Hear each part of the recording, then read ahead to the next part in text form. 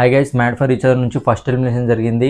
నేనైతే ఈ జోడీ లాస్ట్ వరకు ఉంటారనుకున్నాను. వీళ్ళు ఉంటే కూడా టీఆర్పీ ఎక్కువ వస్తుంది, మనకు కూడా చాలా ఇంట్రెస్టింగ్గా ఉంటుంది అనుకున్నాను.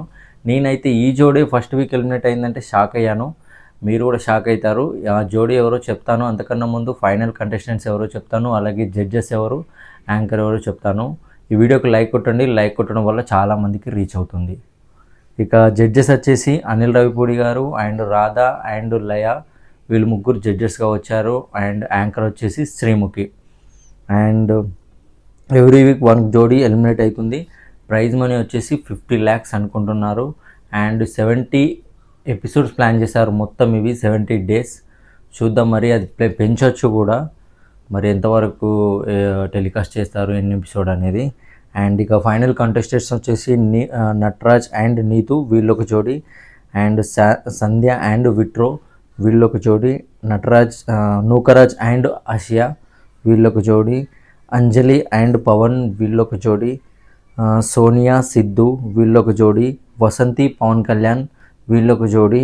ప్రియాంక శివ, వీళ్ళొక జోడీ. Bhanuprasad anchor Janu. And next వచ్చేసి హరిత హరీష్, వీళ్ళొక జోడీ. మహేష్ శాండ్రా, మొత్తం 10 జోడీస్ ఫిక్స్ అయిపోయారు. అయితే వీళ్ళు ఎవ్రీ వీక్ ఒక ఎలిమినేషన్ జరుగుతుంది. అండ్ వైల్డ్ కార్డ్ ఎంట్రీస్ కూడా ఉంటాయి. మరి వైల్డ్ కార్డ్ ఎంట్రీగా ఎవరు వస్తారని తెలీదు. రాహుల్ సిప్లికంజు అండ్ తన వైఫ్ వస్తారని రూమర్స్ వస్తున్నాయి, మరి చూద్దాము. ఇక ఎలిమినేట్ అయింది వచ్చి మాస్క్ మ్యాన్. ఏదైతే బిగ్ బాస్లో కాంట్రవర్షియల్గా చాలా హల్చల్ చేసిన మాస్క్ మ్యాన్ జోడీ అయితే ఈ మ్యాడ్ ఫర్ ఈచ్ అదర్ నుంచి ఫస్ట్ వీక్ ఎలిమినేషన్ జరిగింది. మరి మీరేమనుకుంటున్నారు? మాస్క్ మ్యాన్ ఉంటే ఇంకా బాగుండేది అనుకుంటున్నారా, పోయి మంచి పని అయింది అనుకుంటున్నారా? అయితే షో అయితే March 15 నుంచి టెలికాస్ట్ కాబోతుంది స్టార్ మాలో అండ్ జియో హాట్స్టార్లో. అండ్ మాస్క్ మ్యాన్కి అలాగే నటరాజ్ మాస్టర్కి చాలా ఫైట్స్ జరిగాయంట షోలో. అండ్ నూకరాజ్ చాలా కామెడీ చేశాడంట. ఏదైతే మాస్క్ మ్యాన్ ఉంటే, నటరాజ్ మాస్టర్ ఉంటే ఆ ఫైర్ ఉంటుంది అనుకున్నామో అది అబ్సల్యూట్లీ జరిగిందంట ఫస్ట్ వీక్కే.